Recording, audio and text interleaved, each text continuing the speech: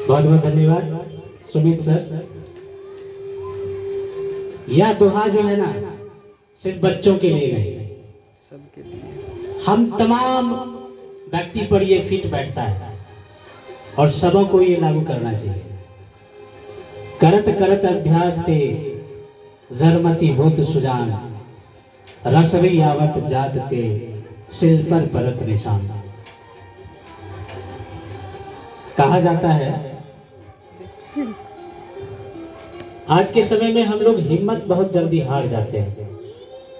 यदि कोई काम करने की सोचें तो उससे पहले बहुत सारी दिमाग में बुराइयां आ जाती है कि यह काम हमसे हो पाएगा कि नहीं होगा, सक्सेस हो पाएंगे कि नहीं हो पाएंगे, करना चाहिए कि नहीं करना चाहिए। इन तमाम तरह की सवाल हमारे मस्तिष्क में गूंजने लगती है और ये सारी बात गूंजते गूंजते पता चलता है कि हम लोग काम करने से पहले ही हिम्मत हार जाते हैं और छोड़ देते हैं, जो कि उचित नहीं है। इसी पर ये दोहा लिखा गया है कि करत करत अभ्यास थे। यदि आप किसी काम को नहीं करना जानते हैं, नहीं जान रहे हैं, बट आप में उत्सुकता होनी चाहिए, आप उसका अभ्यास करना शुरू कर दीजिए और वो काम एक दिन आपका आसमान छूने लगेगा।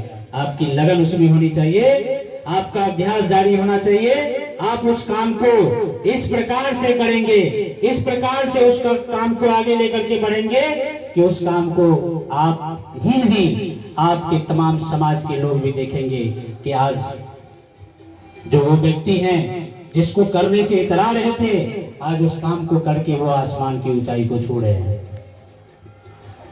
इतना ही नहीं, रसवी आवत जाते सिल पर परत निशान। एक स्टूडेंट था वरदराज, 2 मिनट की ये सारांश कहानी आप सुन लीजिए।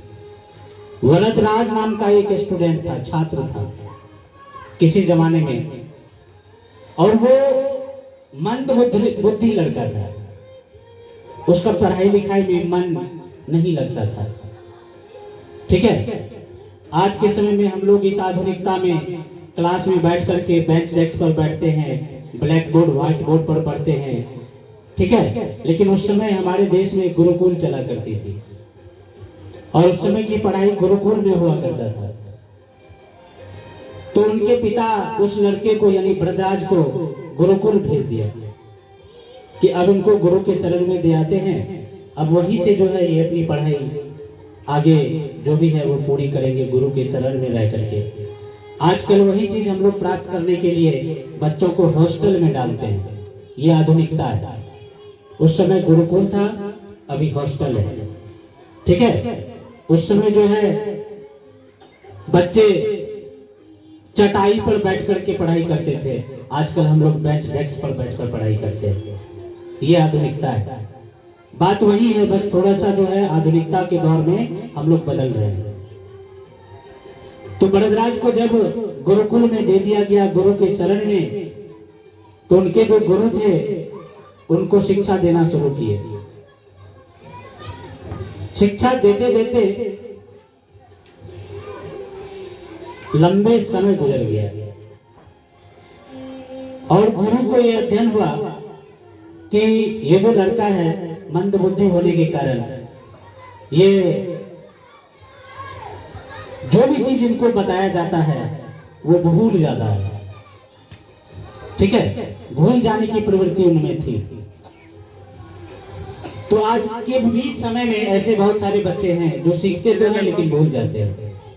तो भूलना ये बच्चों की गलती नहीं है, दिस इज नेचुरल सिस्टम। अभी आप लोगों की संख्या जो भी है बच्चों की, इसमें कुछ बच्चे बहुत तेज हैं, कुछ बच्चे मध्यम वर्गीय हैं और कुछ बच्चे जो है कुछ मंद बुद्धि भी हैं, धीरे धीरे चलते हैं, सीखते हैं, भूलते हैं। तो वरदराज के जो गुरु थे वो काफी प्रयास किए कि वरदराज कुछ सीखे। उनको सिखाने के लिए वहां गुरुकुल में जितने भी बच्चे थे उन सबसे अधिक ज्यादा समय वरदराज पर दिया करते थे ताकि ये अधिक से अधिक सीखे, समझने का प्रयास करे, सीखने का प्रयास करे। लेकिन गुरु का जो है हर एक मेहनत पर पानी फिर गया और अंततः भरद्वाज नहीं सीख पाया। गुरुकुल में ही उनका 2 साल 4 साल 5 साल गुजर गया, घर नहीं गया और ना ही उनके गार्जियन लेने गए घर, इसलिए कि लड़का मंदबुद्धि है, गुरु के शरण में रहेगा तो वो अधिक से अधिक जो है शिक्षा ग्रहण करेगा और सीखेगा और आगे बढ़ेगा। लेकिन हॉस्टल में भी उनकी मंदबुद्धि के कारण गुरु के द्वारा बताए गए चीजों का कोई असर नहीं हुआ। अंततः गुरु भी निराश हो गए और एक दिन गुरु फैसला किए और भरद्वाज को बुलाए अपने निकट और बड़े ही प्रेम भाव से उनको समझाए कि देखो भरद्वाज, मैंने बहुत सारा प्रयास किया, लाख कोशिश की, लेकिन तुम सीख ही नहीं पाते हो, तो हमें लगता है कि तुम्हारा समय व्यर्थ हो रहा है। मेरे लाख प्रयास के बावजूद तुम नहीं सीख पा रहे हो, तुम्हारा समय बर्बाद हो रहा है। इससे बेहतर है कि अगर तुम घर पर रहो और घर का काम रोजगार को अगर देखोगे तो उससे भी घर का फायदा होगा, तुम्हारा फायदा होगा। यह कह करके भरद्वाज को क्या किए गुरुजी, घर भेजने का मन में ठान लिए। अगले दिन जब सुबह हुई तो उनको जो है घर भेजा गया और ये बात जो है गुरुजी उनके गार्जियन को नहीं बताया, ये सोच करके कि मैं कैसे बताऊं कि मैं आपके बच्चे को नहीं सिखा पाऊंगा, नहीं सिखा पाया। यह कहने में गुरुजी को बहुत हिचकिचाहट हो रही थी और इसलिए उन्होंने क्या किए, उनको जो है घर उसी गुरुकुल के जो अन्य शिक्षक थे, गुरुजी थे, उनके साथ में उनको घर भेजने का प्लान बनाया और सुबह उसके पोटली में जो है एक थोड़ा सा चना रात में दे दिए थे भीगने के लिए और उनको चना बांध करके दे दिए पोटली में कि रास्ते में अगर कहीं भूख लगी तो निकाल करके खा लेना और आराम से घर पहुंच जाना। आजकल हम लोगों को घर जाने के लिए या कहीं जाने के लिए अगर सोचते हैं तो यातायात के साधन प्रचुर मात्रा में उपलब्ध है।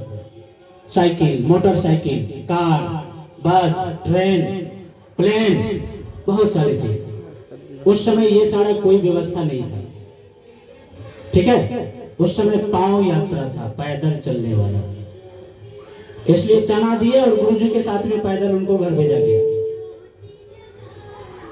जब गुरुकुल से निकले, आधा 1 घंटे का सफर जब तय किया तो रास्ते में एक वृक्ष मिला और लगभग समय भी 12 बजने वाला था, तो उनको भूख का एहसास हुआ और जिस जगह वृक्ष था उसी जगह एक कुआं था और उस वृक्ष के पास रुके।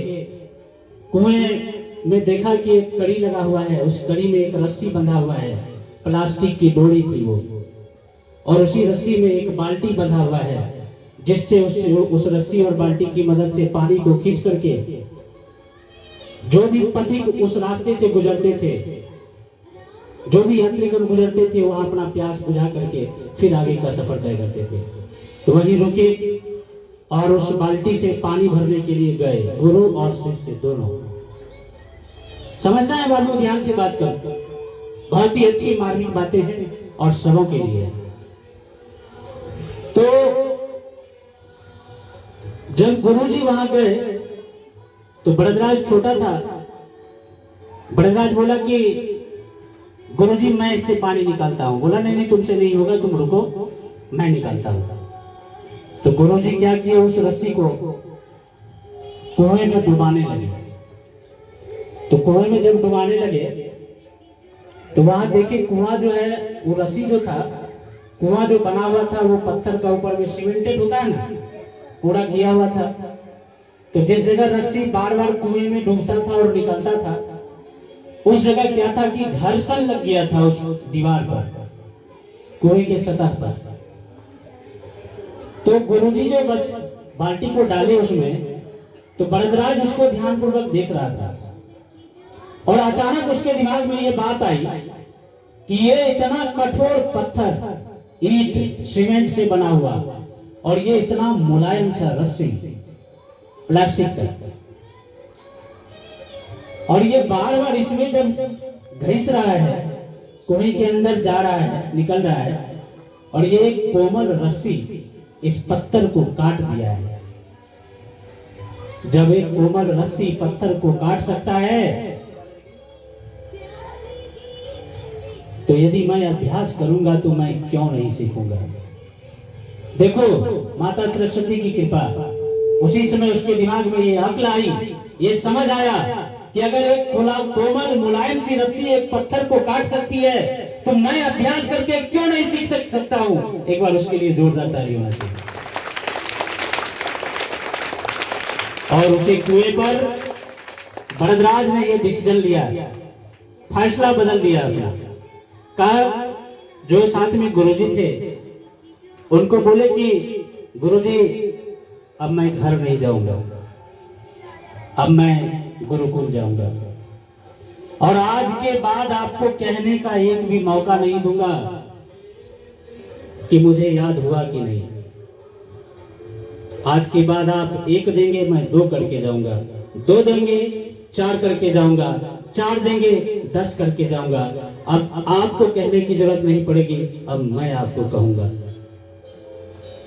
और उसी जगह गुरुजी को तो लगा कि बच्चा है, हो सकता है भावनाओं में बह गया हो, लेकिन गुरुजी फिर भी उनको समझाया कि चलो घर, अब ये इसमें समय व्यर्थ करना उचित नहीं है। भरद्वाज ने ठान लिया, नहीं गुरुजी, मैं अगर घर चला भी जाऊं तो अपने गार्जियन को मैं क्या मुंह दिखाऊंगा, इसलिए अब मैं अपना डिसीजन बदलता हूं। अब मैं निर्णय ले रहा हूं कि आज के बाद मैं इतना मेहनत करूंगा कि मैं एक बहुत बड़ा विद्वान बन के दिखाने का प्रयास करूंगा।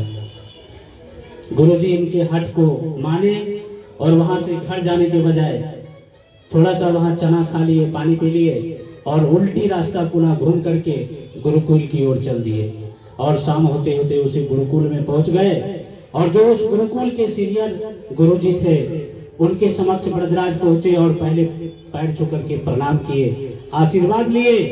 और गुरुजी के कुछ पूछने से पहले ही भरद्वाज कह दिया कि गुरुजी, आपने अब तक जो किया बहुत अच्छा किया, मैं अब तक नहीं समझ सका, लेकिन इन सारी चीजों का मुझे आभास हो गया है। अगर मैं घर जाऊं भी तो अपने गार्जियन को क्या मुंह दिखाऊंगा कि मैं गुरुकुल से क्या सीख कर आया हूं। इसलिए आज के बाद गुरुजी, मैं आपके हर एक वो कहे चीज को मानूंगा और करूंगा जो मेरे लिए बेहतर है, जो आप मेरे लिए बेहतर होने के लिए आप बताएंगे। उनकी सारी अभिलाषाओं को देखते हुए गुरुजी बोले कि अच्छा चलो कुछ दिन और प्रयास करते हैं, एक मौका और दिया जाए। याद रखना, 3 मौका भगवान भी इंसान को देते हैं। यदि कोई इंसान समुद्र में डूब जाए तो समुद्र में ही 3 बार उफान मारती है कि वो बाहर निकल जाए, वो बाहर निकल जाए, वो बाहर निकल जाए। अगर तीसरे बार तक आप बाहर नहीं निकले तो समुद्र में उसको डुबा देता है। इसलिए 3 चांस ईश्वर हर एक इंसान को देते हैं कि तुम समझ जाओ। तो गुरुजी उनकी बातों को मान लिए और उनको मौका देने का प्रयास किए। फिर उस दिन के बाद क्या कहा जाए, उस दिन के बाद तो पूरा गुरुकुल का नजारा ही बदल गया। और गुरुकुल में उस लड़के का जिसका नाम भरद्वाज था, उसके काम करने का तरीका ही बदल गया, ढंग ही बदल गया। उसमें ऐसी लागी लगन, मीरा हो गई मगन, वो तो हरी हरी गली गली हरि गुण गाने लगी। एक कविता सुने हो ना, भक्ति गीत। इतना लगन लग गया भरद्वाज में उस दिन के बाद, उसको किसी से भी मतलब नहीं रहा। उस गुरुकुल में जितने भी बच्चे थे, जितने भी छात्र थे, जितने भी स्टूडेंट थे, किसी से भी कोई मतलब नहीं। बस अपने किताब, कॉपी, कलम, पेंसिल, जो भी था उस समय की व्यवस्था, उससे उनकी दोस्ती हुई और दूसरे से कोई दोस्ती नहीं। और गुरुजी जो 1 देते थे उसको सुना दिए, फिर गुरुजी 2 दिए, उसको सुना दिए, फिर 4 दिए। इस हिसाब से भरद्वाज तैयार करता चला गया, गुरुजी देते गए, और आने वाले 5 साल में वो इतना पढ़ लिख करके तैयार हो गए, एक बहुत बड़े विद्वान बन करके उभरे। जो ठान लिए वो कर दिखाए। जो ठान लिए वो कर दिए दिखाए। तो हौसला बच्चों में इस तरह से होनी चाहिए। एक बार उसके लिए भी जोरदार आवाज नहीं आ रही है, इसलिए लगन आप लोग भी लगाइए अपने में। ऐसा नहीं कि सर कह रहे हैं और हम सुन रहे हैं, नहीं। ये जो आपको सुनाया गया इसके पीछे बहुत बड़ा गूढ़ रहस्य है। इस रहस्य को समझ करके अपने आप में वो वरदराज वाला लक्षण को लाइए और आज से ही लग जाइए। और इस हिसाब से जब आप लग जाएंगे तो फिर आप पढ़ाई में ही नहीं, जिस काम में लगन लगा देंगे उस काम में आप बहुत ऊंचाई तक जाएंगे, बहुत ऊंचाई तक जाएंगे। धन्यवाद।